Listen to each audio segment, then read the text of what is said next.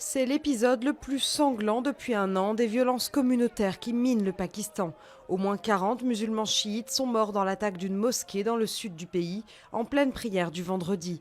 Les chiites représentent environ 20% de la population du Pakistan, majoritairement sunnite.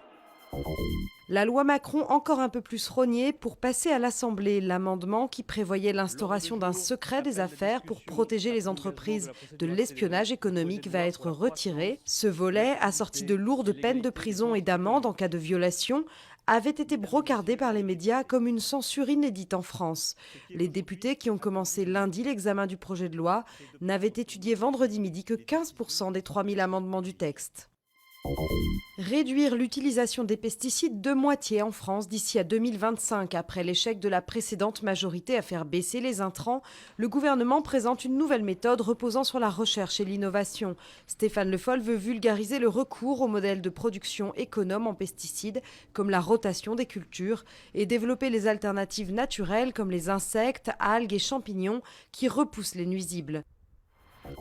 Une très longue histoire totalement invraisemblable. Voici le préambule de la fille de Liliane Bettencourt qui racontait vendredi matin à la barre la relation entre François-Marie Bagné et la multimilliardaire.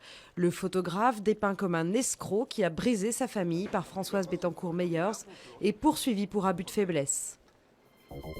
De vieilles chaussures pour caricaturer les djihadistes. L'artiste irakien Akil Krif récupère des godillots disloqués pour représenter la laideur du groupe État islamique. Il veut dénoncer les crimes perpétrés par l'organisation dans son pays.